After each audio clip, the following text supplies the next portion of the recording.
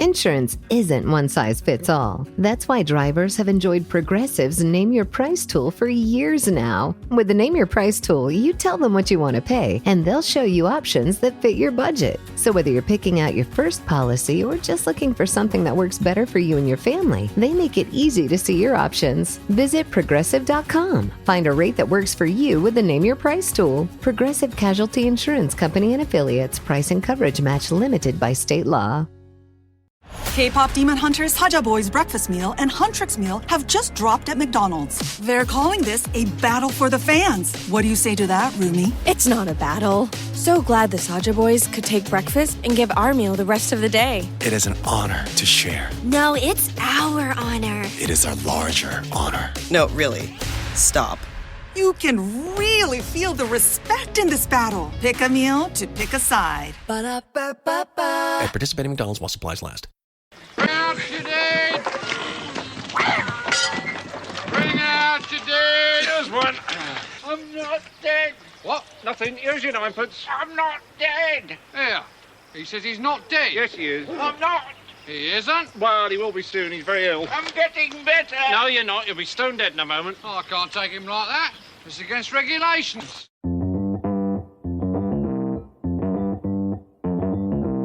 Live from Joe's mom's basement, it's the Stacking Benjamin Show.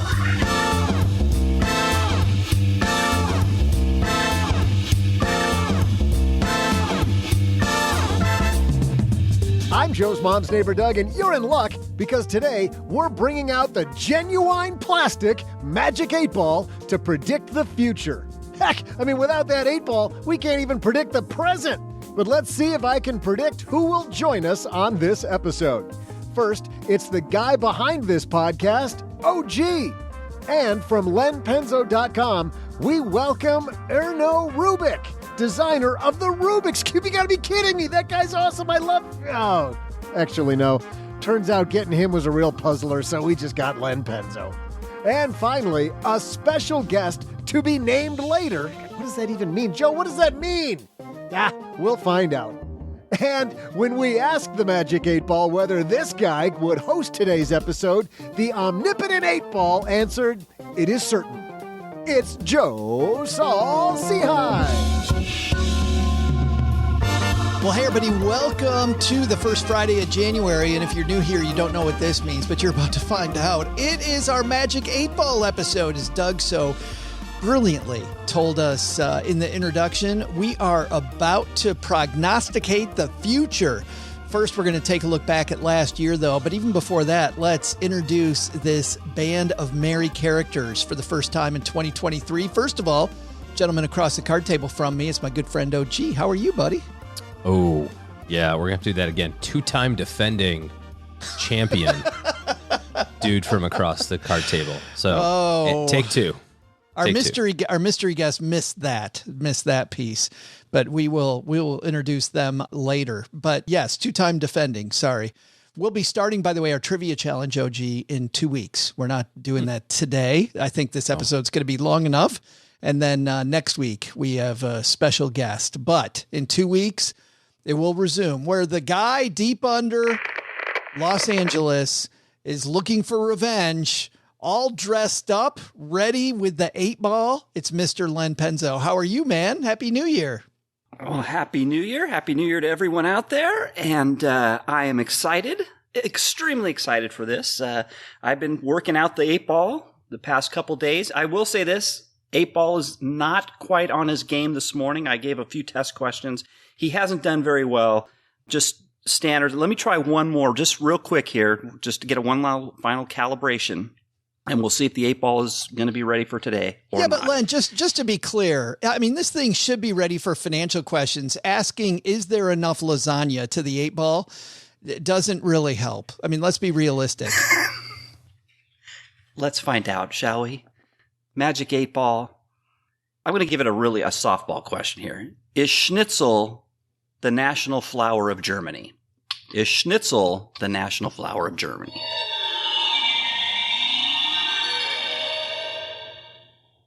It cannot be determined at this time. Uh-oh. There you go. That is. It's non-committal. That is not good. That is not good. Ask it this one, Len. Do we have a special guest here for the Magic 8 Ball?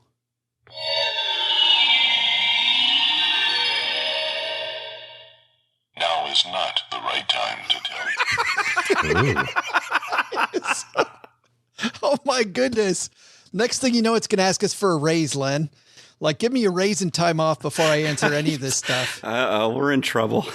Well, the good news is we do have a special guest, and it's somebody that longtime stackers know from Afford Anything. Believe it or not, Paula Pant is here. I am so happy to be joining for the Magic 8 Ball. This is a tradition. Like, I wouldn't miss this any more than I would miss Thanksgiving dinner or Christmas or putting on a costume every Halloween. I mean, this is a standard. This is baked into my year as the Magic 8 Ball moment. Paula, you left the round table for your hiatus back in August. We've been now here prepping for this interview for about 20 minutes. How much has it changed? How much has the show changed? The level of our discussion changed. The hijinks. I see the intellectual caliber of what happens behind the scenes is as high as it has always been. Nice. Paul's like, yeah, I'm glad I left for the last 4.5 months, and you're all the same idiots that you were before. I just hope your hiatus is much better after 4 months off. I hope it's all, you're feeling much better now. All cleared up. Your hiatus, is it okay? It's, I think it's going to persist for about 5 more months. And then after that, it'll be in the past, a relic of the past. Well, Godspeed. I'm praying for you. Thoughts and prayers, Paula. Thoughts and prayers. I know on Afford Anything, you're going to be on your amazing podcast, Afford Anything. You are going to be having a discussion about this, about how kind of the process has been going. You are for everybody who's new to this show, tell everybody what you're doing right now while you're taking a break. Sure. Yes, I am doing a fellowship in economics journalism at Columbia University. So it is a very intense, very rigorous 1-year fellowship in which I deep dive into the study of financial journalism, economics journalism, business journalism. I'm learning from some of the most impressive, established journalists in the field, people with long careers at the Financial Times, at Bloomberg, insert major media outlet here. The course combination that I'm in, it's corporate finance and accounting. We're learning statistics, a lot of the business rigor, but then there are also some very heavy journalism seminars on how do we tell stories about this in print format, in audio format, all of the above. So I'm learning a lot. It's fantastic, I think. And then you come back to Stacking Benjamins, and this is almost like, your thesis being here with us then after all of that. Yes. One day somebody will be saying, I went to Columbia and I met one of the members of Stacking Benjamins. Yes, right. Bloomberg, Stacking Benjamins, insert outlet here. Yes, exactly. Absolutely. Exactly. All right. For everybody who is new, what you don't know is before we get into this, we have a little thing that we always like to talk about first. Paula, do you know what it is we like to talk about first before we dive in? Do we discuss who's sponsoring the episode? Well, maybe. I didn't expect you to call it, but let's go. In business, there is no room for guesswork. Every shipment matters. Every deadline counts. And when you're trying to keep operations running smoothly, the last thing you need is uncertainty. That's why reliability is at the core of USPS Ground Advantage. From the moment your package is first scanned in, it moves through a secure nationwide network, aiding in a timely and accurate delivery. You get near real-time tracking so you can keep up with your shipments. And with affordable upfront pricing, there are no hidden fees or surprise surcharges to throw off your cost sheets. It all adds up to predictable deliveries you can depend on, because knowing your logistics are handled lets you focus on everything else, your customers, your team, and the future you're building. Visit USPS.com/Ground Advantage to start shipping with confidence. USPS Ground Advantage. We mean business. I had a breakfast mentoring meeting yesterday with a young woman who was just amazing. She is graduating from college with a degree in wealth management, and she reached out hoping for some pointers. And listen, if somebody's in Texarkana and wants to go into this beautiful field of personal finance and helping people get their money together, that is incredible. But even more incredible is how she reached out, how she was trying to network.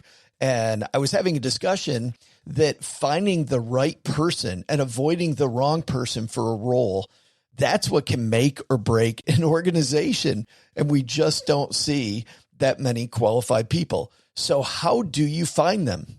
Well, Indeed sponsored jobs is a boost whenever you need to find quality talent. If you're hiring, Indeed is all you need. You can stop struggling to get your job post even seen on other sites. You'll match with quality candidates with Indeed's sponsored jobs.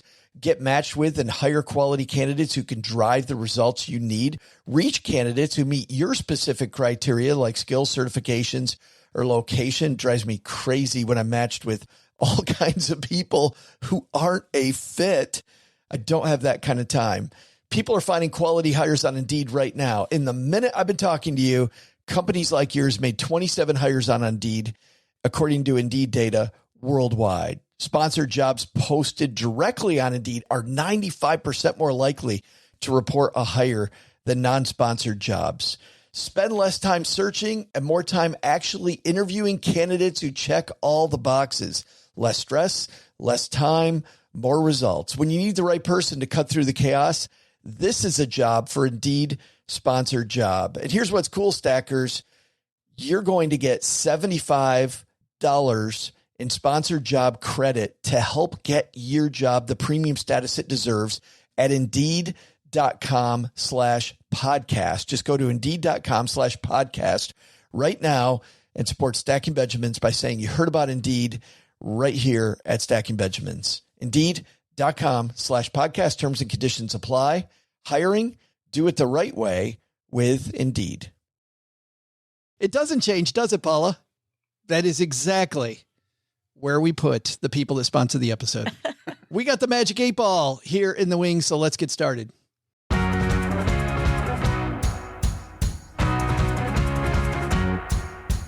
All right, for those of you new to this show, every year we ask Len Penzo's Magic 8 Ball questions about the economy, about the world, about changes, things that may occur. In the early years, the Magic 8 Ball was right on. Then it went through a little struggle. However, during that struggle, it did some wild stuff. Over a year before the election, about a year before the election, we asked it if Donald Trump would win. And remember, Len, it said yes. We were all like, there was no way in 2016 that was going to happen. And of course, that was amazing. That ended up happening. That was a call by the Magic 8 Ball, among many calls. So this year we asked it our normal slate of questions, and Paula, you kicked it off. This was the question you asked last year. All right. So my question to your Magic 8 Ball, who I have just learned goes by the name Mr. Predicto.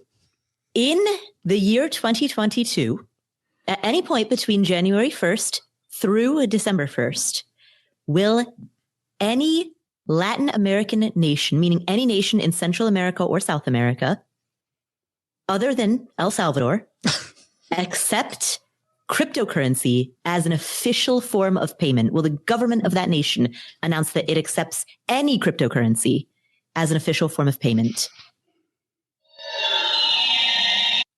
Before we get to what the Magic 8 Ball actually says, let's pause it right there, guys. First of all, I forgot that we named the 8 Ball last year. Well, yeah, that's its name. Mr. Predicto. I forgot that too. Mr. Predicto? Yes, that's its name. Yeah. Could we come up with something better like Harold or Jim or something? You know, Len, I was thinking earlier when you were describing the 8 Ball's accuracy, because you kept referring to the pronoun as he. And I was thinking, I was like, did we ever establish that the pronoun is a guy? But I guess we did last year when we named him Mr. Predicto. I guess we must have. Well, his name is stamped prominently on the top of his head. So I think we don't have much choice in the matter. It has to. Well, we'll spend a lot more time later in this show going into the canon behind Mr. Predicto. I can see longtime fans. That's not canon. Are you kidding me? No, remember, it's his second marriage, Mr. Predicto. What we found out actually in exploring this answer was a year ago, we did not realize that in 2021 that Argentina had actually already accepted it's Argentina in Central America, though? No, it was any Latin American nation. Latin America. The question was Latin America. And she defined that as Central or South America. Oh, I didn't see the Central or Southern. The answer then is no new country actually accepted crypto last year. Could you imagine that? Like August of this year, as crypto's crashing, all of a sudden, like Venezuela goes, "Hey, what do we got to lose? Our economy's crap already. We'll accept crypto. We'll accept your brother-in-law's Ford. We'll accept whatever the hell you want to throw at us. We will take it." Well, here's what the answer was from the 8-ball. Definitely yes. Cool. So the 8-ball said yes. 8-ball, Len, getting off to a slow start here. The answer is this is disappointing. Maybe the 8-ball misunderstood the question. We just did. I don't know. Boy, this is not good. That's what we're going to hope for, Len. We're going to hope we're going to hope this is all just a big misunderstanding. Yeah. Never good to get off on a bad start like that. Well, you asked it a question next, so let's see. Yeah, what question did you ask it for 2022? I don't know. Okay, so my question is, obviously the inflation's around, but will the CPI print double digits in any month in 2022? We had, by the way, variations on that question in the Facebook group. Mark and Mike also asked. So I go into all the people that wanted to know this because, Len, this idea about inflation last year, it was on everybody's mind as we were ending the year. And man, maybe, Len, it should have been on our minds even more, huh? Looking at what happened this last year. Well, what was the answer? I don't think it did it? I don't think inflation officially printed a double-digit number. Yeah, the answer is luckily no, but man, we got almost there, didn't we?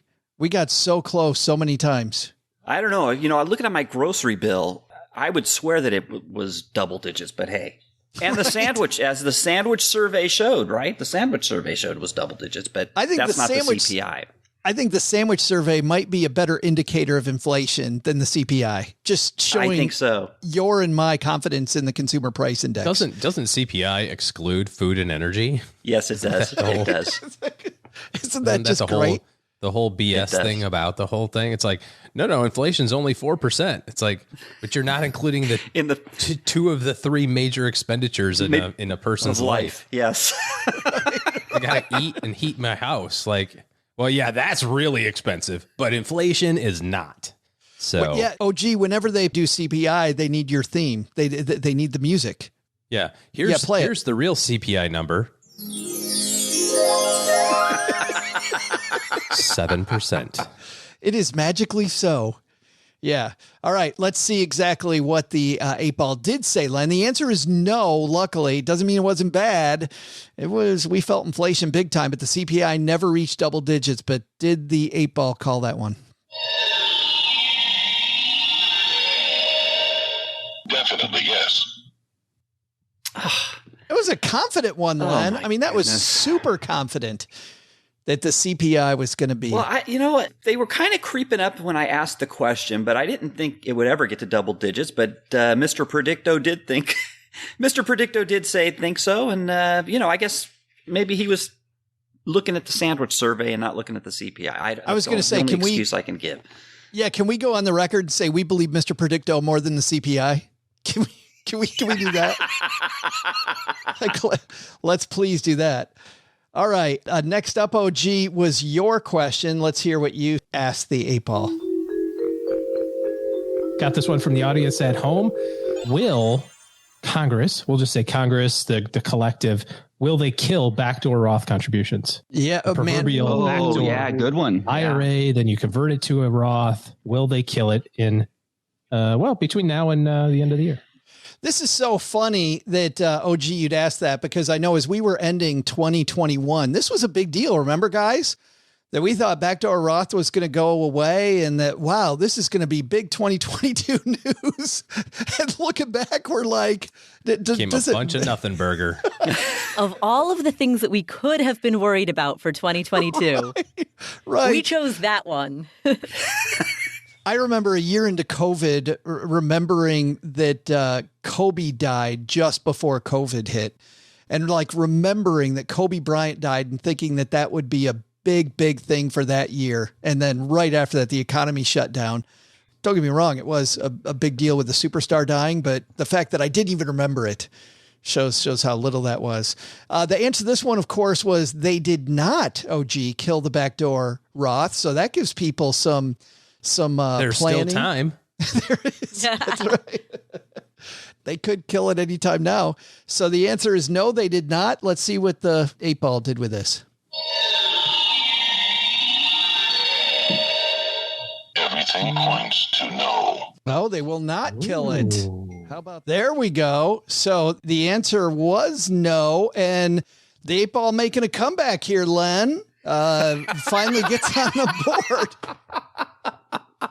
It's good things to come. Oh, well, this is we've set the bar low, I guess, for the next round. So that's good. Well, we will see. We don't know. I mean, yeah, things are rolling. I asked a question here that comes from our community. This was Wesley, who's a stacker in our Facebook group, The Basement, and he asked this one.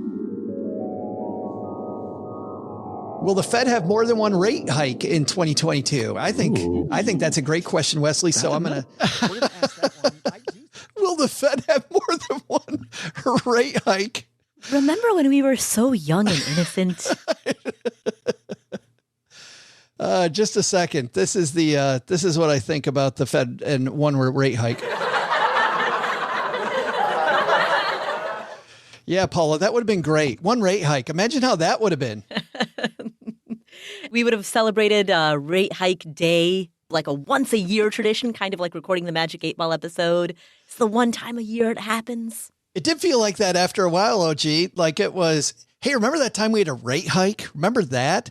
I mean, we really over that, 7-8 year stretch got into this nice mode. Yeah, there weren't too many, if any, for that matter. And now it's a party every 6 weeks, whether we want it or not. What's that thing? Rate hikes are like Chicago elections. Raise them early and often was what the Fed thought this year. So let's see what the Fed, not what the Fed said. Let's see what the 8-ball said. Before you do this, Joe? Yes. Before you do this, I mean, this is a good check of the consistency of the 8-ball, right? Because the 8-ball thought there was going to be double-digit CPI inflation. So you would think that it would predict multiple rate hikes, correct? Tons of rate hikes. Yes, you would absolutely. Think. So I'm anxious to see what it did. Yes. Well, yeah. Let's take a look. The answer is unclear. Oh, come on. We will try again. We will try again, 8-ball. We will. We didn't say Mr. I would not count on it. Oh. Would not count on it when pressed, Len. And it turns out that was just a bit outside. I hate when it answers questions in the negative. You know, it kind of makes me have to think twice. So the question was whether there could be multiple rate hikes, right? And it said no, there would not be multiple rate hikes. Correct? No, there would not be multiple rate hikes. Yes. Yeah, you're right. Double negative. There would not be multiple So rate there hikes. would only be one rate hike. Yeah. Yes. Was what it so predicted. So it isn't consistent. He really screwed up. No, we could have asked it. Is Jerome Powell consistent? And if it would have said no, then it would have been fine. We never asked it that. Maybe consistently accurate about Powell. Yeah, maybe it thinks that Powell is doesn't know what he's doing. So, all right. At the end of round one, we've got the World 3, Magic 8 Ball 1. This is not great. Not a great start for 2022. Of course, 2022, when it comes to the stock market and everything else, all we talked about, Paula, was uncertainty this year. Apparently, even an 8 ball was pretty uncertain when it comes to 2021 or 2022. Maybe it was hedging its bets. That's it. I think it was a good year to hedge its bets. Yeah. All right. Second round, Paula, let's see what you asked the 8 ball. At any point in the year 2022, prior to December 1st, we'll say for the sake of having a definitive cutoff date, between January 1st to December 1st, 2022, will Congress pass a rule, whether or not it goes into effect? Will they pass a rule in which they outlaw, ban, change the 1031 exchange? Another thing, Paula, that we thought that was going to be a big deal this year. You know, is the Magic 8 ball off or is it us? It might be.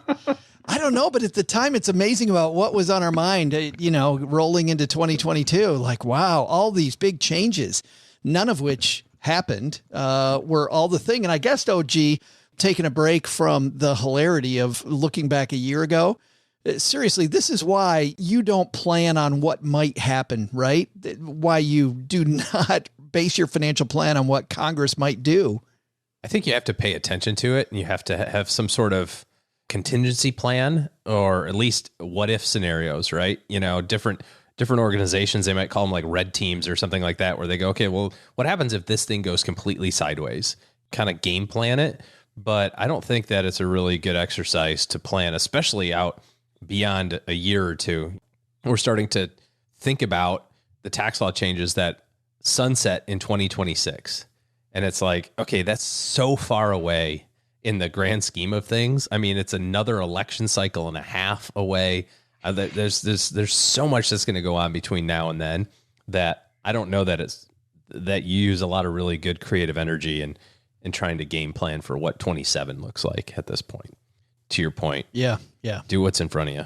Let's see what the 8 ball said. The answer is no, that it did not. They did not kill the 1031 exchange, Paula. So let's see what the 8 ball said.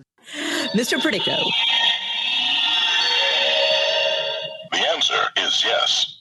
Ooh. Wow. I was just glad. I have a question. You said you were warming up the 8 ball this year, which I think is good news because I feel like last year you just fed it eggnog, leftovers from the holidays. 8 ball seems to be on a bender. This is here. embarrassing, Joe. Joe, this is embarrassing. I mean, this is worse than a coin flip. I mean, you couldn't coin flip this and get one. That's what we could do this year is we could give it, put them in timeout. Put the 8 ball in timeout. It's the annual coin flip episode. We could do a competition, 8 ball versus coin flip. See if its cousin, the coin flip, beats it. Hey, Yeah. there's a long way to go. Isn't there like 7 questions left? It can come back. Yeah. Yes, it could. Still a chance.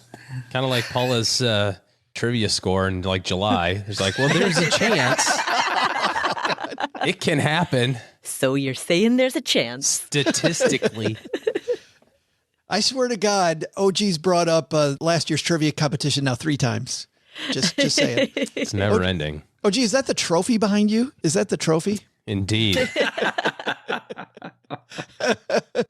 All right. Well, it apparently does not know, Paula, any of the. It's over 2 on your questions. Len, let's move on to you and see what you asked the 8 ball. I have one related to housing too. My question is the average U.S. housing price in 2022 going to be more or less than what it was at the end of the year in 2021? So basically, I'm asking, is home prices, the average U.S. home price, going to fall? I'm always just wondering, how are we going to measure that? Do we have a measurement?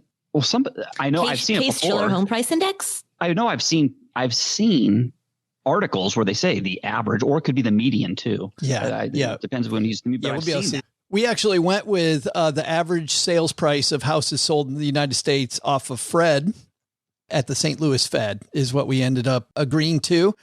And Len, this is another thing we were worried about, was that housing prices were going to fall.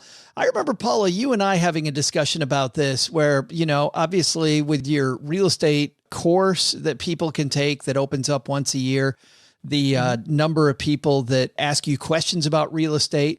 I remember you always saying that you thought that real estate was going to, quote, normalize. It sure feels like that's kind of, as of right now, what's really happened. Like you do have to stage your house again to get it to sell. There will be a few months. You are going to have to work it a little bit. Like you're not going to get this insanity of 15 offers over ask price in most communities. Right, exactly. It normalized. So now we're, home prices have not fallen. They've continued to rise. But rather than rising at unsustainable rates, which is what they were doing in 2020, in 2021, they are now rising at slow, sustainable rates. So home prices keep going up, but in a way that can sustain over time. Len, I know, hanging out there in the bunker with you, that when they talk about housing price insanity, you live in an area there's a bullseye where you live. I've got to imagine that the last, 10 years, you've seen housing prices just skyrocketing where you live. Yeah, like a rocket ship, they have gone up. Now, in my neighborhood, the prices actually peaked in May, and they've been dropping slowly. So they've actually dropped. They have dropped. Yes. So I think one house in my neighborhood, there was a house that sold for over $1 million. And that's when I told the honeybee, I said, I think the market has topped. And that was in May. Since then, the prices have dropped about 20%. From that number right now. So that's since May. Is that because people would have to be your neighbor? Is that why prices have dropped? You stepped outside wearing that hat. If they knew that, the prices would plummet even more. I just read in the Wall Street Journal the other day that Fannie Mae and the FHA are increasing the conforming limits in the high cost living areas up to over $1 million now. And what that means is that to get $1 million mortgage is no longer a jumbo mortgage. You're just a regular old schmo, just like every other mortgage, according to the government, which means that you can get $1 million mortgage with a 620 credit score and 3% down. And I wonder the impact that that's going to have on those already high cost of living areas when the barrier to entry that used to be, you need to qualify for a mortgage with a higher credit score. It's got to be a jumbo. You're putting 20 or 30% down, which is hundreds of thousands of dollars. And now you can go get a mortgage, $1 million mortgage for 30 grand down and a 620 credit score. I mean, you still have to qualify from an income standpoint, but sure. Yeah, and the jumbo rates are higher too, right? Jumbo rates are higher than conforming rates. They are, yeah. So now they won't have to pay those higher rates. Yeah, still maybe some PMI perhaps or something like that. But I just wonder how that's going to affect the already high cost of living areas. It's going to exacerbate. Are you asking what could possibly go wrong with that? So the answer to the Magic 8 Ball should be no, that prices are not lower at the end of 2022 than they were at 2021. They are higher nationwide, according to the St. Louis Fed. Let's see what the 8 Ball had to say.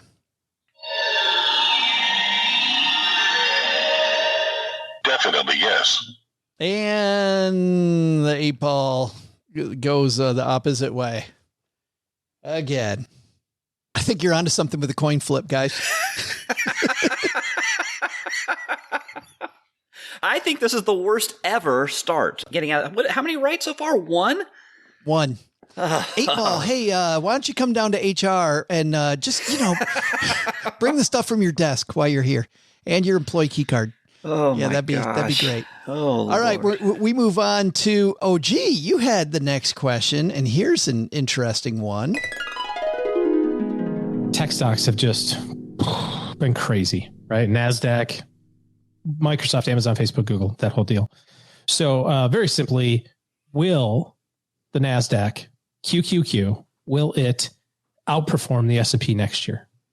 Wow. What a question. Like if we knew what an explosive question that was going to be this year about tech stocks.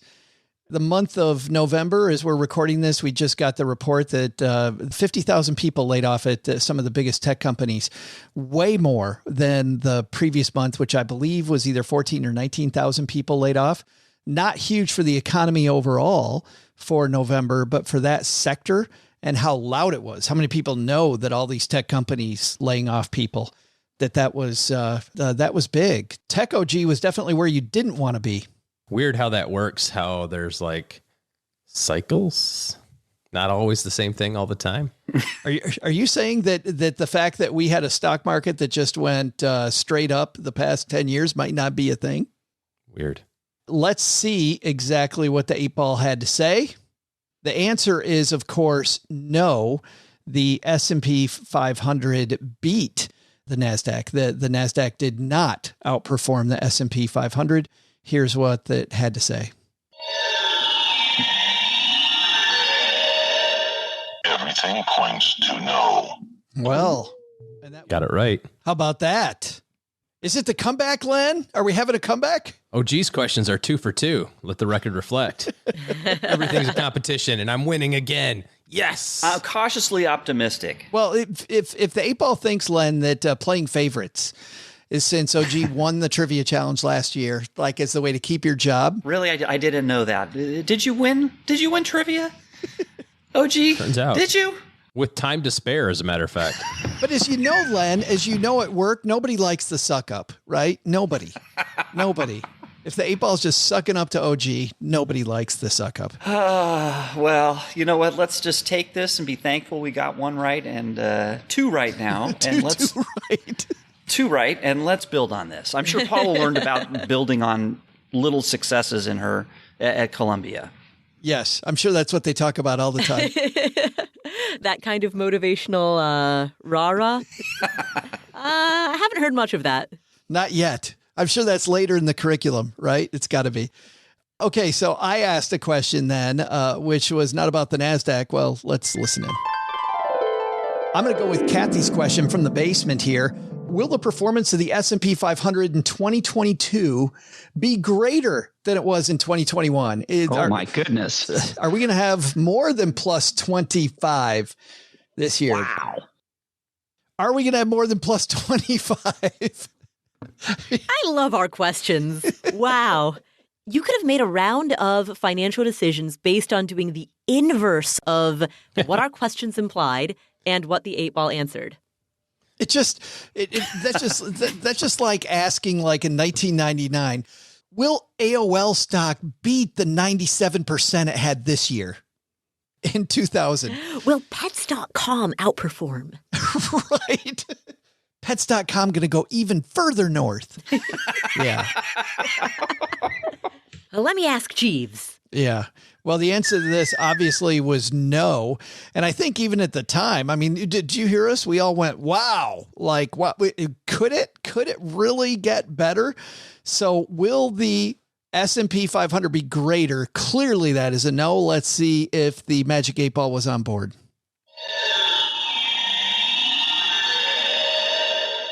The signs say no. There we go. How about that, Len? There's a resurgence. Did we just have to maybe you got it a sandwich partway through, or what happened? I don't know, but you know what? This is 2 stock market questions in a row, and it nailed both of them. So, maybe, this is where its expertise really lies, Mr. Predicto. It's a sector thing. Yes. Keep those stock market questions coming. That's exactly what it is, Paula. Like in journalism, you said it's like business and finance journalism, period. Like you're not doing sports stories. Yeah, correct. There are 4 concentrations that you can choose from. It's business or finance, science, arts and culture, or politics. So you pick your concentration and boom, you immerse in just that. For those people not watching the YouTube video, Len has the sorting hat on right now. So maybe that's part of it. You've sorted it down to just stock market inadvertently. I don't know. It's bad when we're starting to make excuses for the 8 Ball. It's like at that party when somebody really steps in it with something they said and everybody's like, hey, it's going to be okay. I think Grandma didn't really mean that. Mr. Predicto's making a comeback. Let's think positive here. Things are looking up. Yeah, here we go, which means we're on round 3 now. And Paula, you kicked off the 3rd round with, here we go. Will there be a change on the British royal throne, at the highest level of the British royal throne, at any point in 2022 prior to December 1st. Wow. Before we hear the rest of that, what a change, Wow. Paula. What a change. I regret asking the question. I mean, wow. Oh, you think you were responsible? Did you get... I don't claim that level of influence. Did you get a call? Sometimes being prescient isn't always preferred. I just want to make sure Paula doesn't ask Mr. Predicto any questions about me in 2023. Yeah. You get a call from Meghan Markle. Thanks for getting rid of her. Oh. No. Oh. No. Maybe not. Probably Ouch. not. Was that in bad taste? I'm sorry. Megan, I apologize. Just because she might think it doesn't mean she would have said it. So let's see. So obviously there was a big change on the throne. And a new season of The Crown, by the way. Anybody watching The Crown? And I'm hearing all kinds of negativity about it, saying, yeah, this is not truthful. Like they're doing some stuff that isn't really real. I'm like, really? A TV show on Netflix and it's not real? You don't say, huh? Yeah.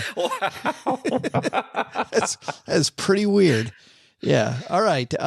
So was there going to be a change on The Crown? The answer was yes, obviously. 8-Ball said.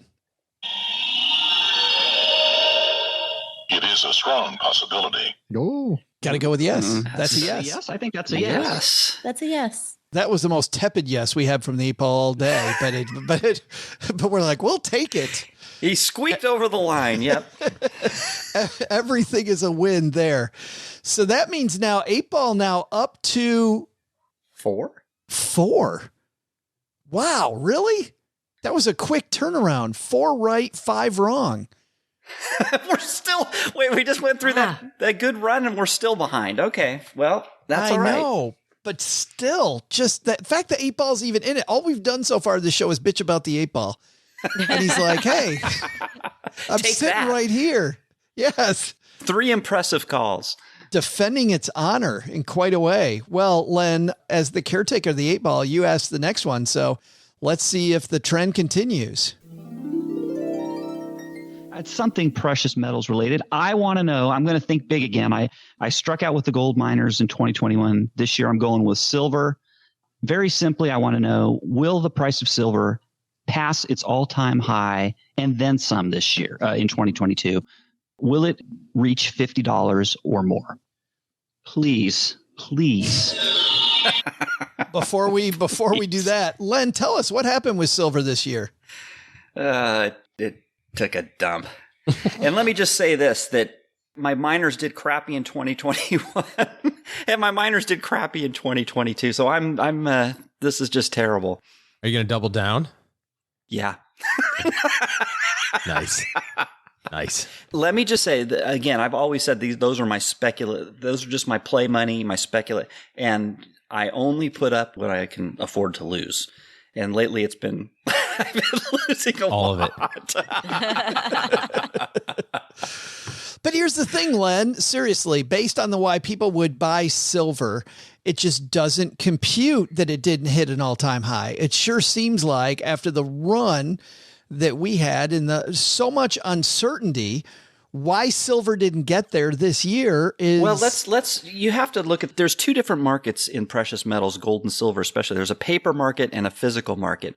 So if you wanted to sell or buy physical metal, gold or silver, silver premiums, which is the price over spot, were up as high as 75 to 100% this year. So even though the spot price was at $17 or $18 at the low point this year, you try going onto any retailer, online retailer, or going into a pawn shop or wherever to buy gold or silver, you would still be getting or buying at 75 to 100% over that spot price. So you couldn't find, for example, American Silver Eagles for anything less than $36 to $40, even though the spot price was at 17.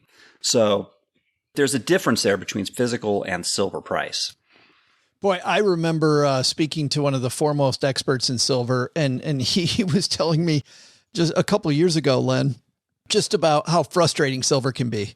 Like he just warned anybody getting into silver. He said, this will frustrate you to no end, that it will go up. And you're like, why the hell did it go up? and it will do nothing when you think it should do something.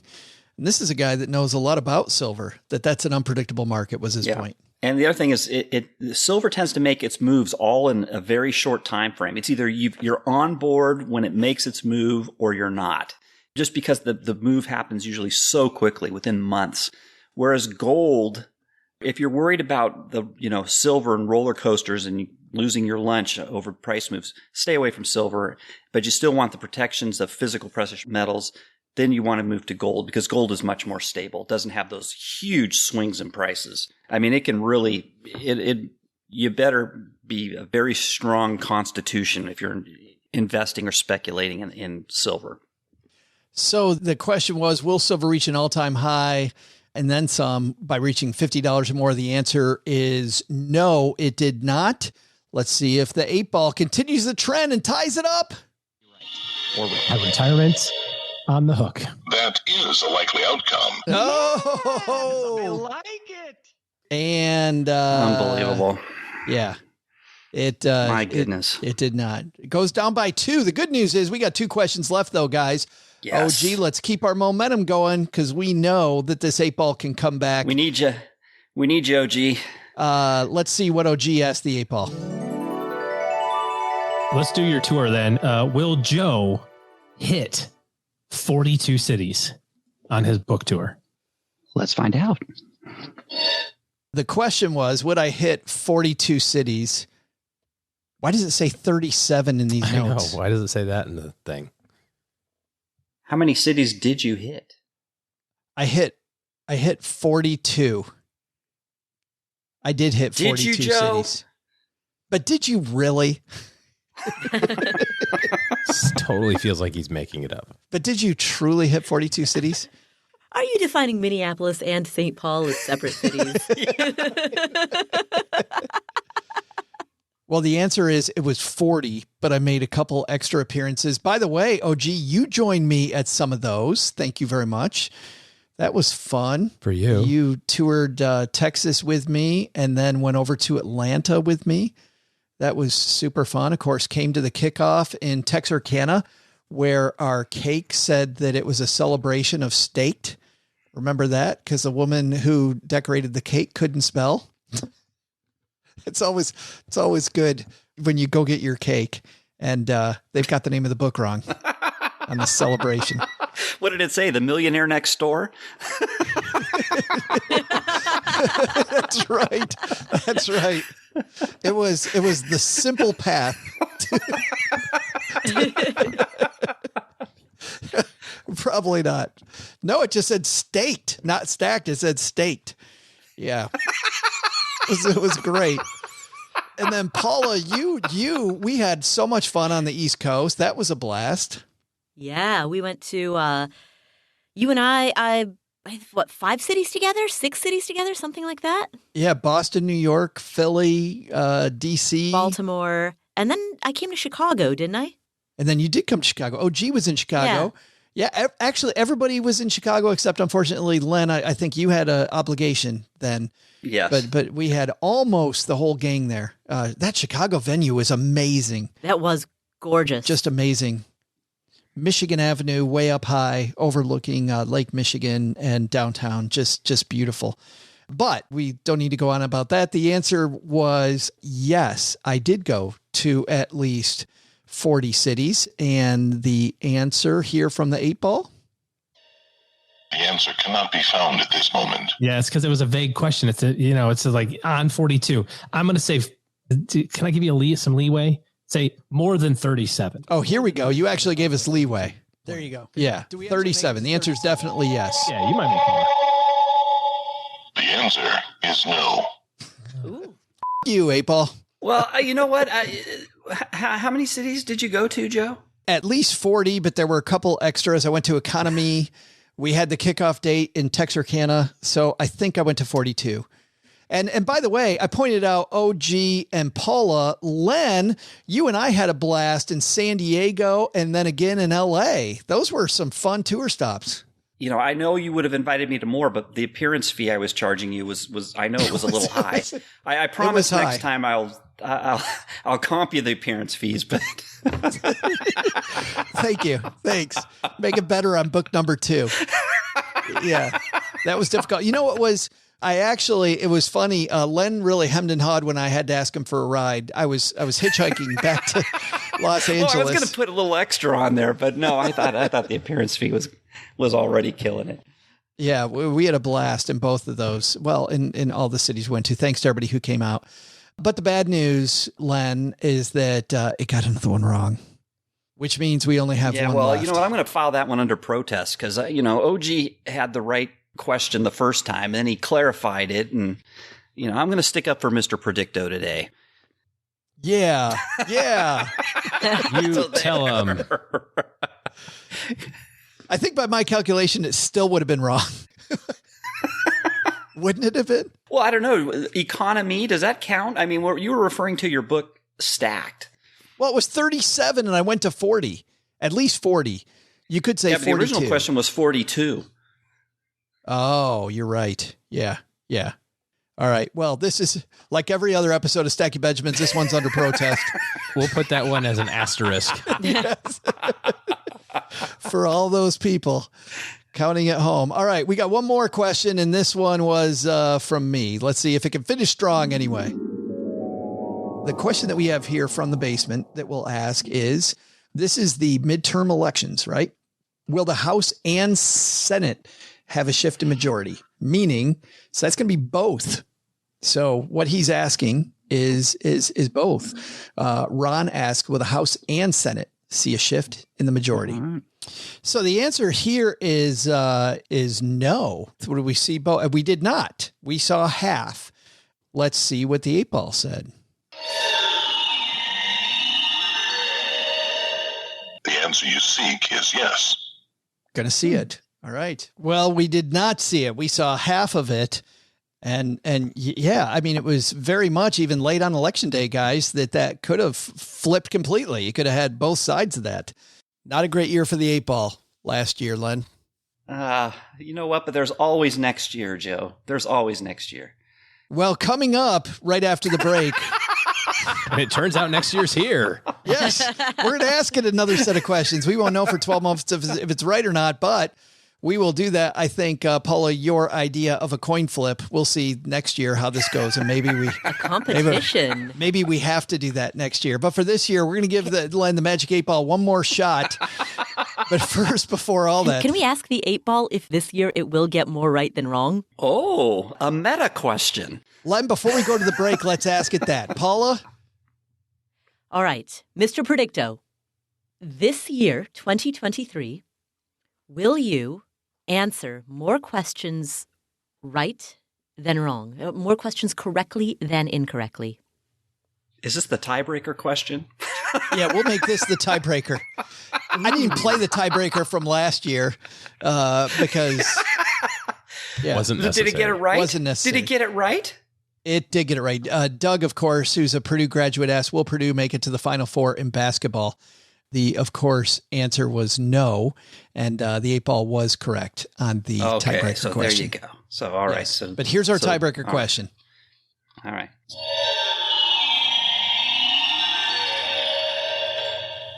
Now is not the right time to tell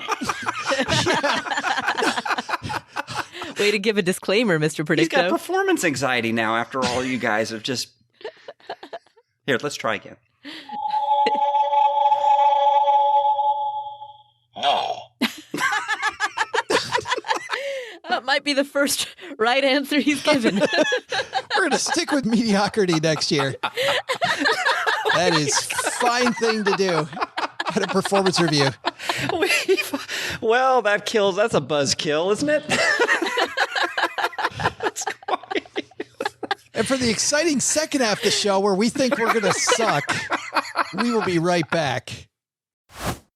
You're listening to this podcast, so I know you've got a curious mind. Here's a helpful fact you may not know yet. Drivers who switch and save with Progressive save over $900 on average. Pop over to Progressive.com, answer some questions, and you'll get a quick quote with discounts that are easy to come by. In fact, 99% of their auto customers earn at least one discount. Visit Progressive.com and see if you can enjoy a little cash back. Progressive Casualty Insurance Company and Affiliates. National average 12-month savings of $946 by new customers surveyed who saved with Progressive between June 2024 and May 2025. Potential savings will vary. What would you do if your online store converted 36% more shoppers? You could take 36% more vacation. Another pina colada? Yes, please. Open a new retail location with 36% more square feet. Fantastic. Hire 36% more help. You're hired and you're hired. Shopify has the world's best converting checkout, up to 36% better than other e-commerce platforms. What you do with those extra sales is up to you. Switch to Shopify today at shopify.com/listen and get a $1 trial. Shopify.com/listen. All right, time for the Magic 8 Ball to redeem itself against its own prognostication. We're going to hope against hope that the 8 Ball gets it right. Paula, let's kick off our 2023 predictions. What do you want to ask? All right. Will the U.S. officially enter a recession in the year 2023? Oh, boy. Are we back in politics again? Are we not in a recession presently? We're Officially? technically we are not yet in what is officially defined as a recession. According to what? 2 negative GDP quarters, right? Isn't that the... No. So while that is the common usage, like that's sort of the pop definition, it is not the official sanctioned term. So there's an organization that declares whether or not a recession has taken place. Is this like Puxatawny Phil has to see his recession shadow? What has that official organization used as their official diagnostic test for the last, 65 years? 2 negative GDP quarters. I think that organization, they'll backtrack. Well, no, so I can look up the name of this organization, when we're NBER. not in the middle of this call. But NBER. It's NBER. All right. According to NBER, will the United States officially enter a recession in 2023? And I suppose to make this question crystal clear, will NBER have declared that or have made that announcement by December 1st of 2023? Mr. Predicto, let's see what you can come up with.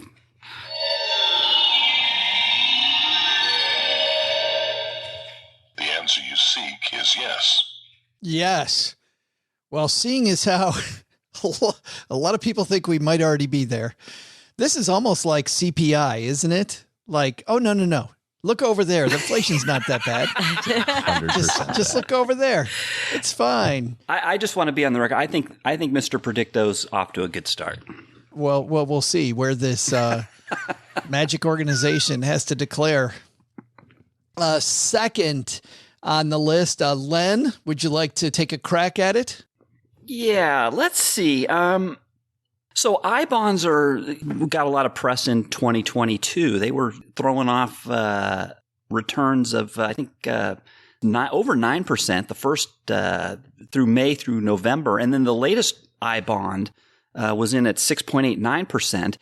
My question for the 8 Ball here is, will the I-bond interest rate that is announced in November of 2023, will that be under 6%? We went from, hold on, just so everybody knows that isn't familiar with this, we went from an I-bond that was at 9+ to an I-bond that was at 6+, and you're saying, is it going to continue to deteriorate? That's really kind of what you're asking here. Yes. The interest rate here. So will it be less than 6%, the one that's announced in November of 2023? All right. Here we go. What do you think, Len, before you ask? Well, that's I pulled them away. Oh, good. What do I think? Yes. I do believe the I-bond will be under 6%. Yeah. OG, you agree with that? Yeah. The interesting thing that happened with the November change that most people didn't catch is that they added a base amount for I-bonds at 0.4. So even if inflation goes to 0, you're still going to get 0.4 on that I-bond forever. So it's the base amount plus. Whereas the ones that were prior to that, when everybody's rushing in, October 31 to get their money in at 9.6, those have a base amount of 0. So those ones could actually go to 0, whereas the one on November 1st could go to 0.4. So, a small change, but interesting to see. Yeah, that base amount is nice. It's like it's like icing on the cake, actually. You'll always have that. Yeah, so always got it. Okay, here we go. Do I have to formally ask the question again? I don't think so. Let's just go right to the. Are you going with November? Or, you're just saying by the end of the year? No, he said the November announcement. The November There's going to be one announcement. announced in May. I'm not talking about that one. I'm talking about the one in November that's announced on November 1st, 2023. Is it going to be under 6%? Under 6%. Right. Here we go.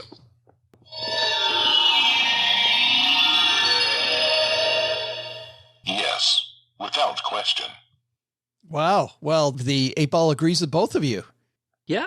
You know what? I'm feeling good so far with his answers, too. I'm feeling good. These seem reasonable. Of course, every year we freaking say this. It's going to be interesting listening back in another year and saying, wow, remember it? When we recorded this episode, we were thinking of these concerns. At that time, we were thinking about I-bonds and recession. Remember when we didn't realize that hair loss is going to be the next pandemic? Remember that? Isn't that great? Remember the world before Disney owned everything? Remember that? Yeah. Next up, OG, you are up to bat, my friend.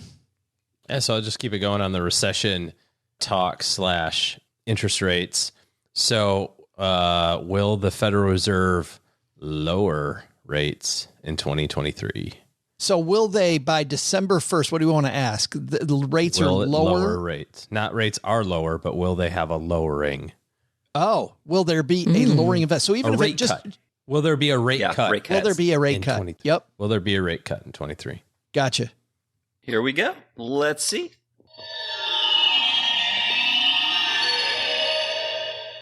That is a likely outcome. Last year we took that as a yes. I think we take it as a yes here. That we will have it. I don't know. Do you think that, but Paula has said he's going to take a breather, but do you think we're going to reverse course on all these Fed raises we've had? I mean, I don't like to make predictions, but that's Mr. Predicto's job. Stay in your lane, Paula. Quit asking. I thought, hey, Len, if Mr. Predicto's not going to get it right, I'm just going to go to you guys for the likely outcome. But I think you said not likely, Paula. Yeah. My as of right now, I there doesn't seem to be any indication of that. I believe that might be the first one the Fed gets wrong as well. OG, what do you think about that answer? I think they will.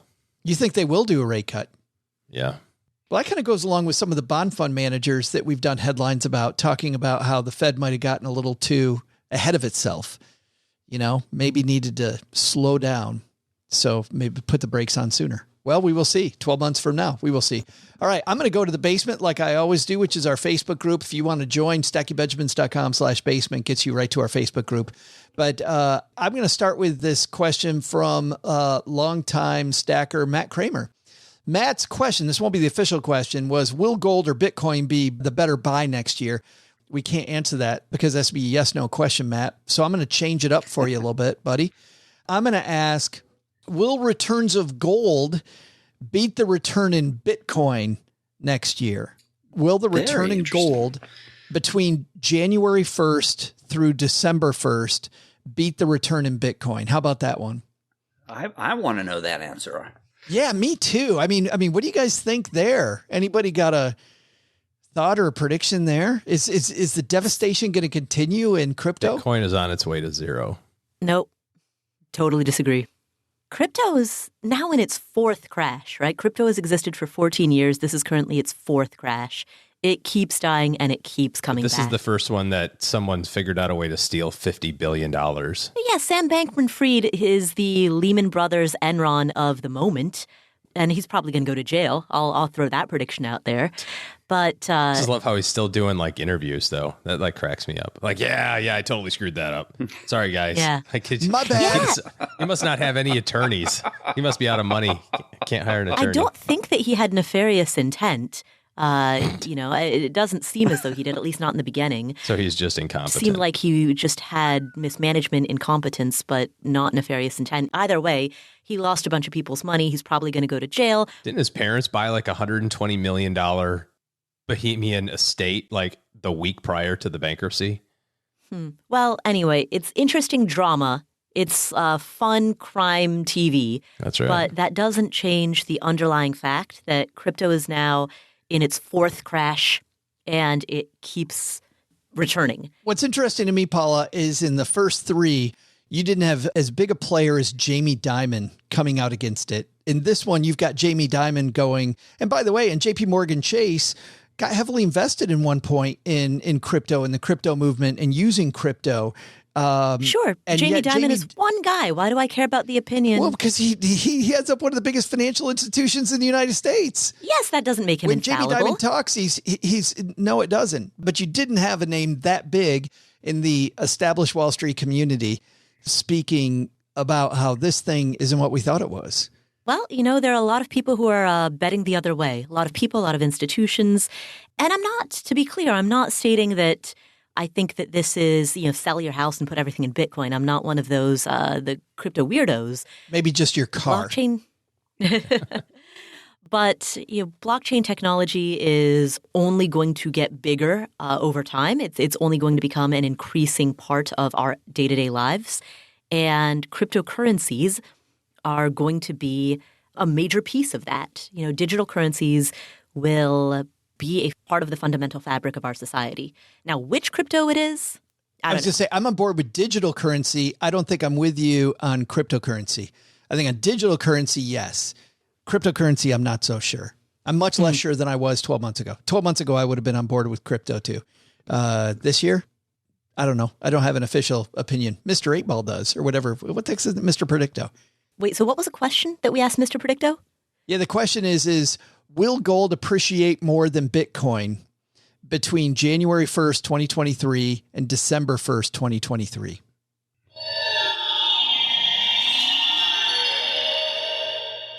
Yes, I am sure.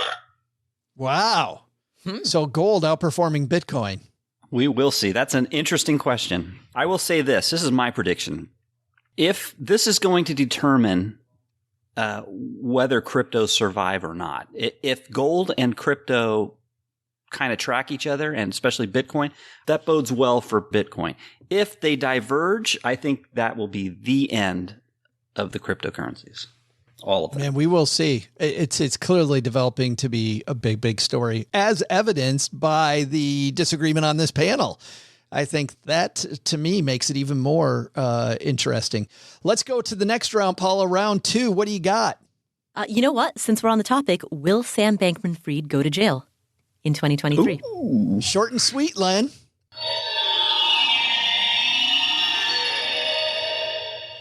There is no doubt. Wow. Wow.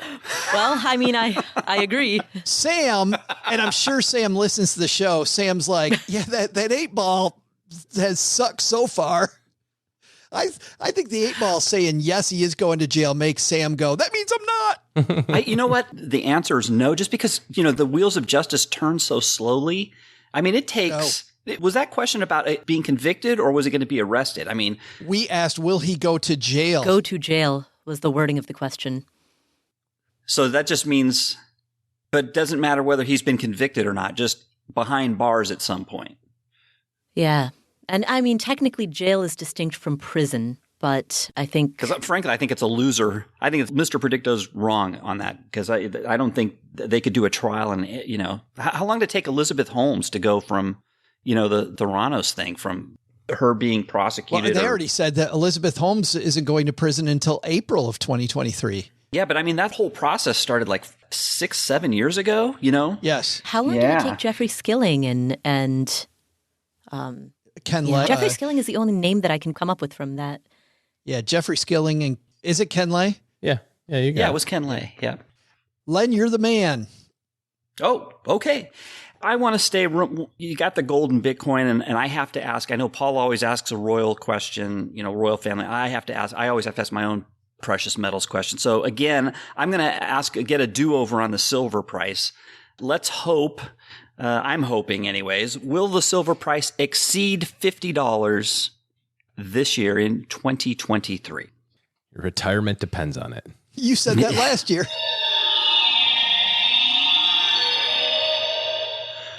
You can rely on that. Good little Mr. Predicto. Good boy. Just enough hope. Just enough hope. I don't have to go back to work just yet. It just makes me wonder, OG, what kind of Kool-Aid he's been feeding Mr. Predicto. Come on, Mr. Predicto. Would you like me to tell you a bedtime story, Mr. Predicto, about silver? About how great it is before he puts you to bed? Mr. Predicto lives in the bunker. OG, you are next up with your second. It's my second one, right? Question, okay, so just a real easy one. A couple of not so great months in 2022. Stock market was down. The time we're recording it, there's still time. There's still hope. Come on, baby. Positive. Come on, Santa Claus rally.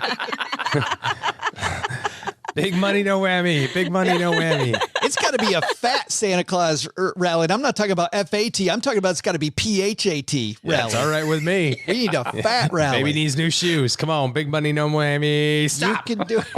So I did read something, and I'm not much of a market predictor, or, I don't kind of read into a lot of this stuff, but I did read something that said, after the market's down a certain amount, statistically it's, over the next 12 months is going to be higher, yada, yada, yada. So this is just real simple. Is the S&P 500 in 2023 going to have a return greater than 10%? And that has to be by December 1st. Yep. December 1. By December 1st. Okay, here we go.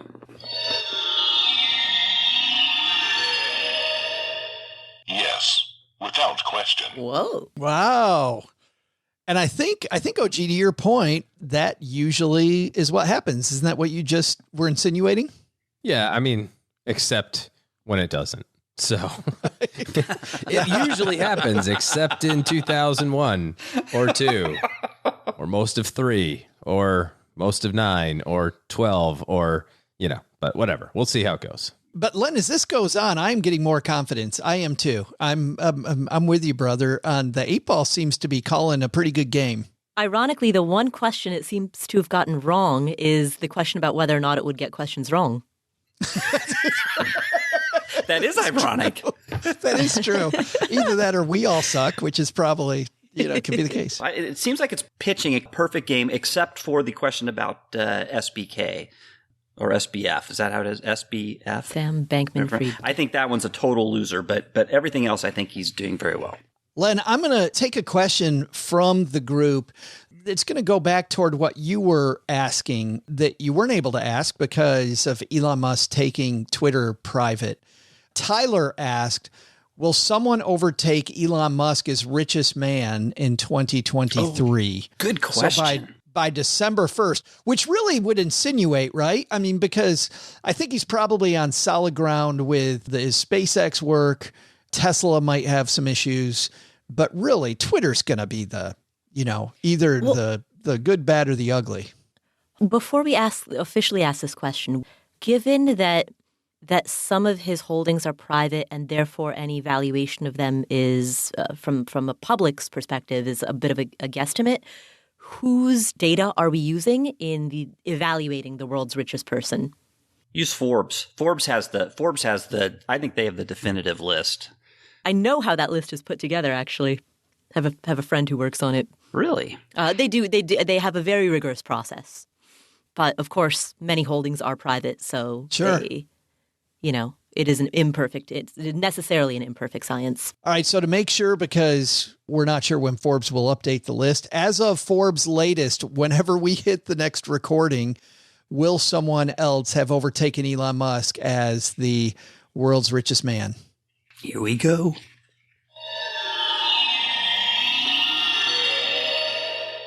Yes, I am sure.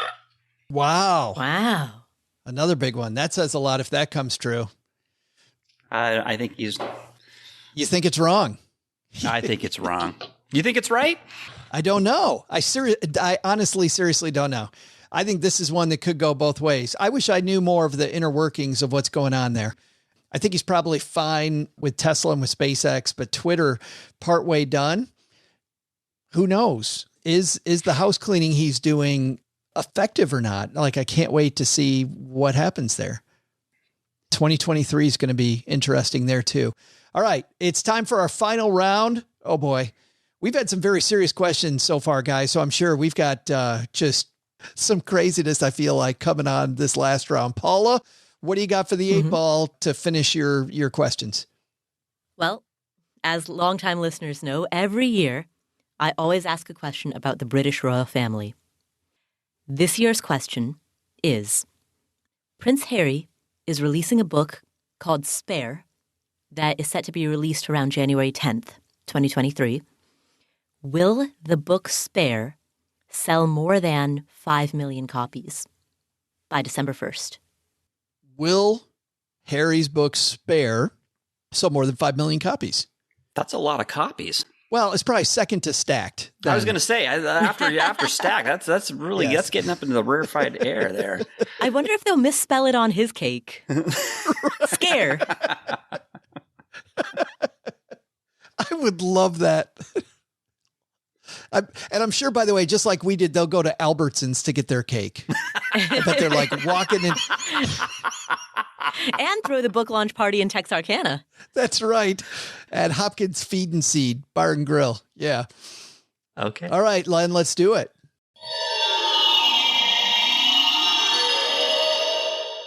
Yes, I am sure. Sounds like a good bet. I'm on board with that. Paula, you on board with that? Yeah, I think that sounds reasonable. That sounds like a lot of books. That is a lot of books, but it's a big book, and a lot of people are interested in the royal family. I mean, Paula's not alone there. Len, what do you got for it is your last question. Oh, there's been a lot of talk about, I'll go way out there. I'm going to go way out there. What the hey?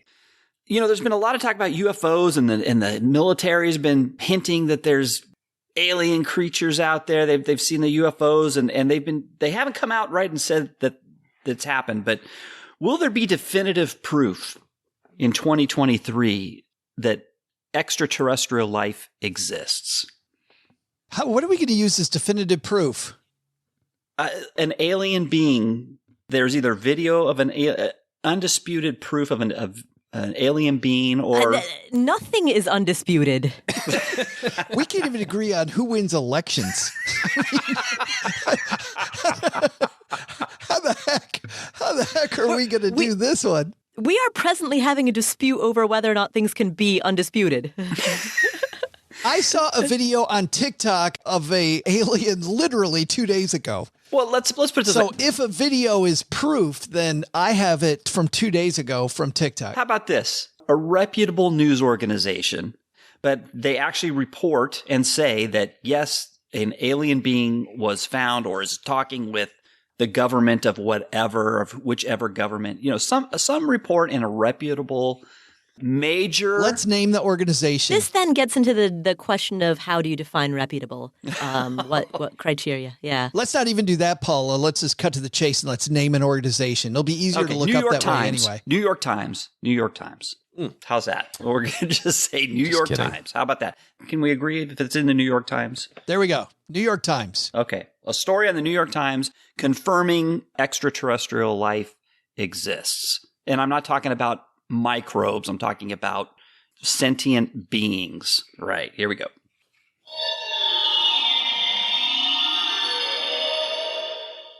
You can rely on that. Oh, you dummy. Oh, There's a loser. Tried to give him a softball. I see what's up. I see what's going on now. Oh, my God. Oh. I'm sorry I asked. Well, Mr. Predicto. And he did it with confidence, too. That's what's really, oh, my gosh. Which is going to be wild if next year we're all going, who knew? Yes. Yep. That's right. You know what? We had the same reaction when it made the Trump call. So who knows? You never know. Right. Oh, man. OG, beat that one, please. My kind of off the wall one is something that's going to frustrate you, I think, Joe, a little bit. I know so where you're going. I knew you were going to ask this. What do you think I'm going to ask? I think you're going to ask. Hold on. 8 Ball. Does Joe know what I'm going to ask?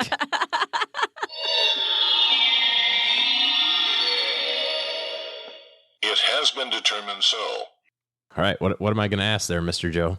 You were going to ask if the University of Michigan football team is going to be in the national championship game. Actually, no, I hadn't even thought about that. All right. Well, there we go. There's the 8 Ball again for you. That doesn't count. It doesn't count. Doesn't count. Redo. This one hits a little firmer. Is Bob Iger going to resign from Disney before the end of 23? Oh. This is another good one with all the turmoil there. Should we say by December 1st? Yeah, by December 1st.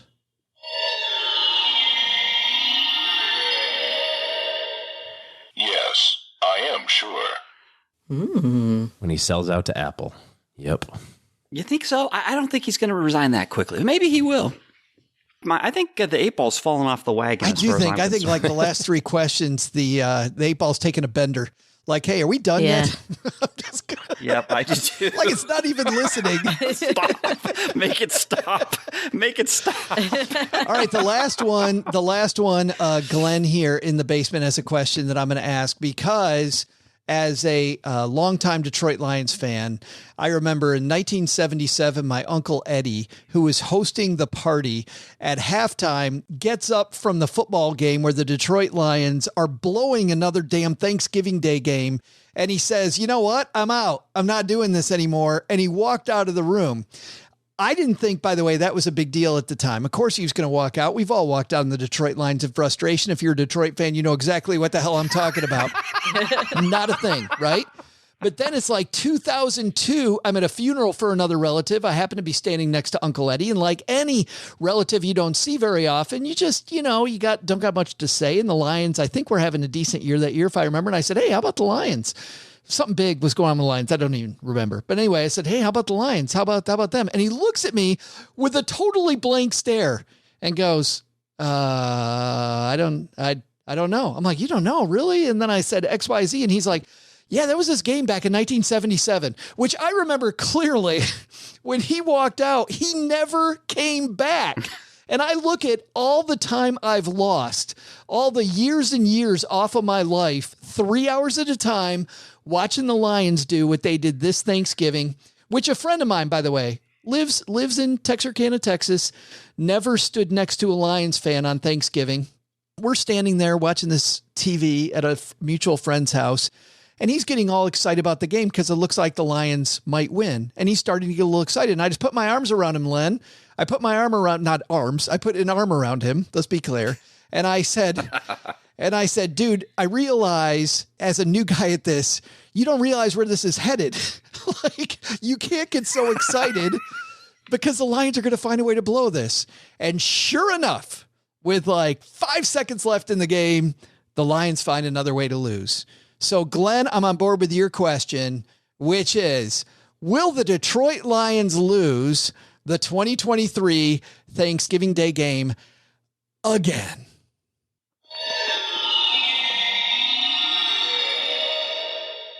Everything points to yes. There it is. It came back, Len. That is a truthful statement. That is such a truthful statement. Yeah. And what a great place to end it. End on a high note. Fabulous place to end it.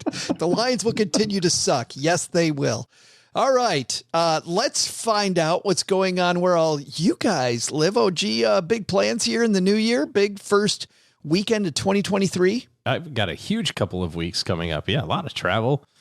Going to the Caribbean for a week. It's show off. Yeah, wow. I'll see you dorks later. Yes. And in fairness, you did ask me if I wanted to go.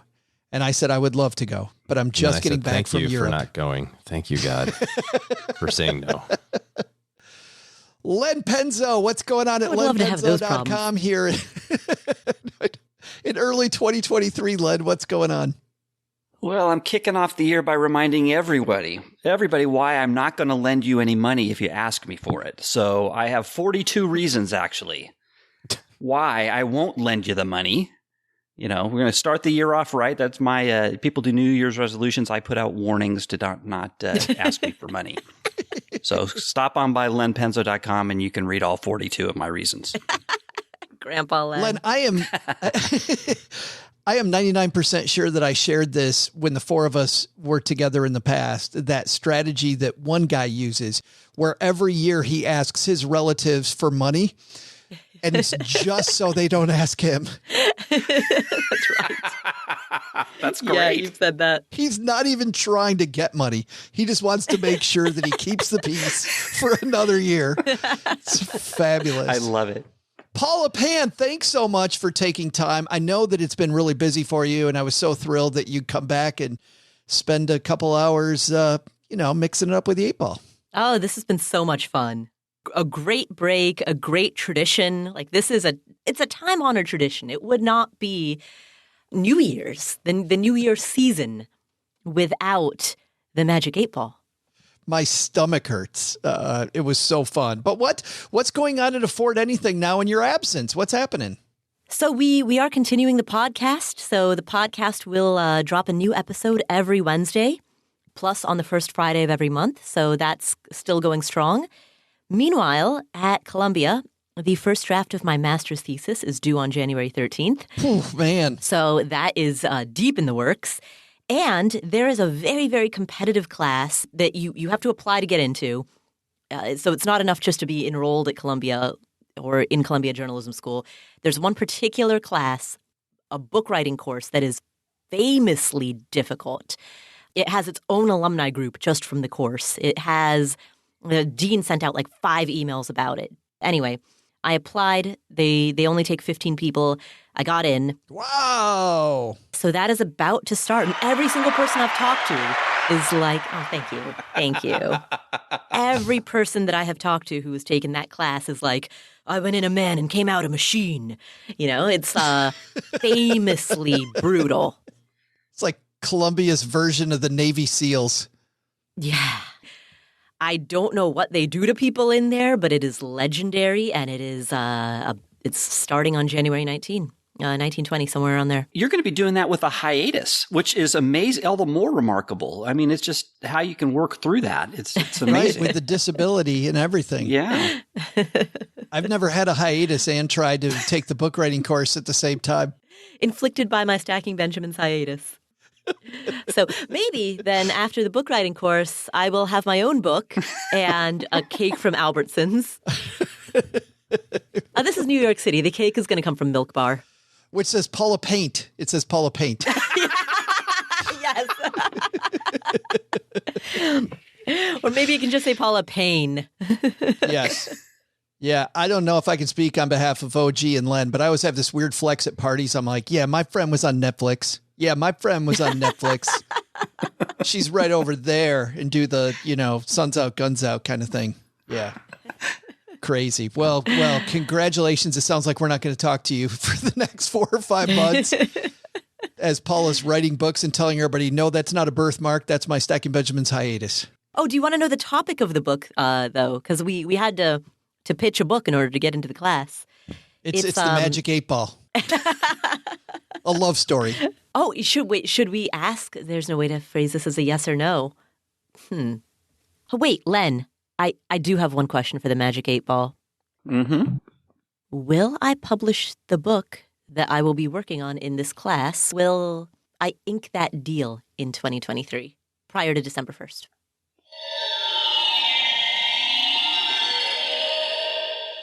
The signs say no. Oh. I agree. I think the Magic 8-Ball got this one right. Or Mr. Predicto. Well, that's a party pooper. Well, it's just, it's reality. But it's going to be a book about financial scams. Will this count? That won't count, no. It is going to be about financial scams.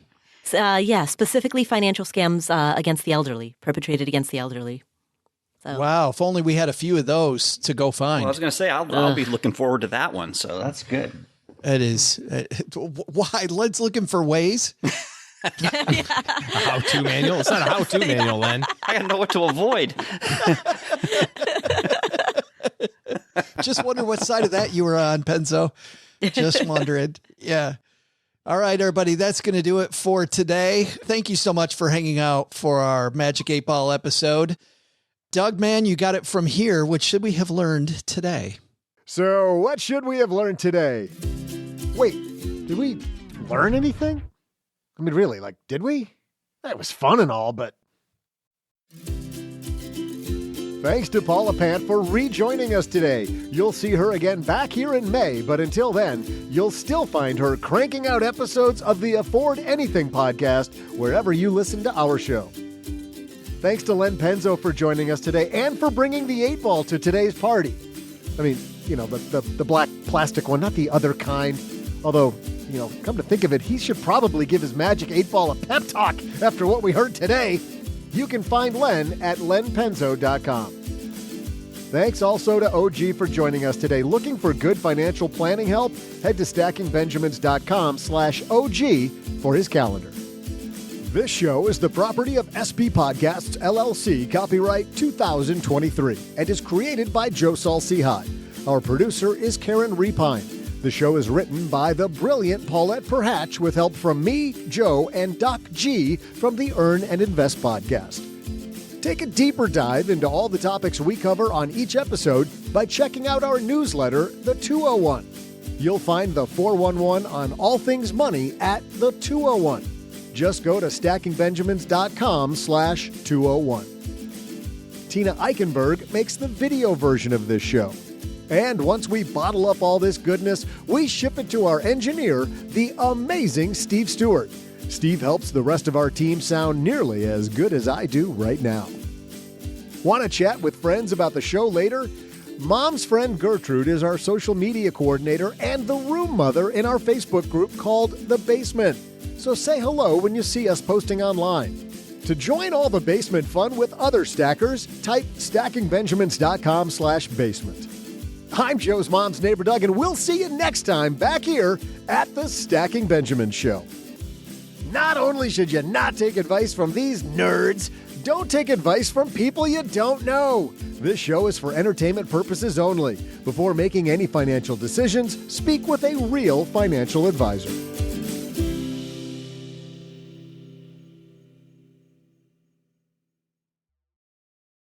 We talk a lot here about thinking like a CFO when you're working on your personal finances. A lot of people do very good, non-emotional decision-making at work, and then they come home and they get all emotional about their money. You want to put together a plan. Most people have debt.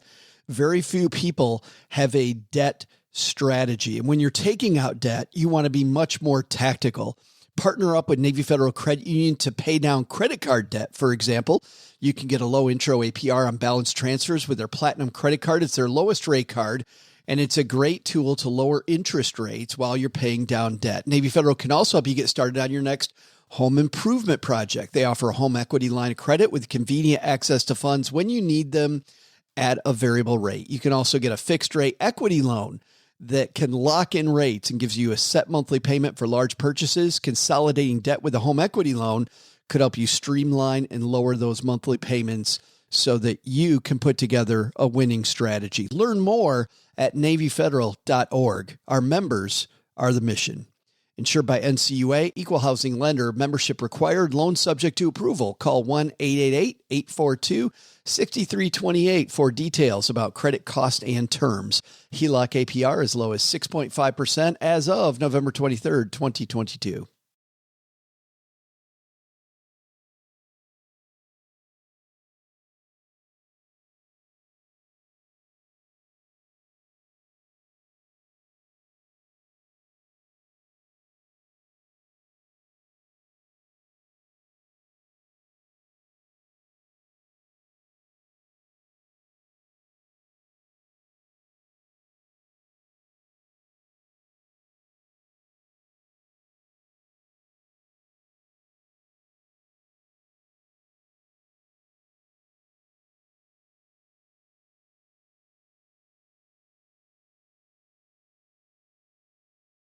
Do you know Stacy Johnson? I do know Stacy Johnson. OG. I don't think OG knows Stacy Johnson. The name doesn't sound familiar. You sure? You know why I'm asking, right? Oh, I know why. I know why. Okay. I don't think OG has been on with Stacy. I think it's been Paula and you and I, Len, every time Stacy's been on. Stacy loves to flash all those awards of his, too. He's The got those Emmys. Emmys sitting Yeah. right behind Yes. him. And his, The Emmy's right there in the back. No, not even the background, in the foreground. You're like talking to an Emmy, and then there's Stacy. Yes. And so Len and I last time brought like our Plutus awards that looked like we took like, and we put them all came out of the out there. Cracker Jack box. Like, oh, hey, Stacy, check out these. Yeah, He's so damn funny. I went to, at Columbia, this building that I'm in right now is the Pulitzer building. And there's a particular room in here called the Pulitzer Room. And that's the room where the Pulitzer Committee decides who's going to win the award. And so I went to a panel discussion about, a bunch of people who were on the committee were doing this public panel discussion about how they make the decision. And the key takeaway, I remember one guy was like, everyone, just chill. It's just an award. Get over it.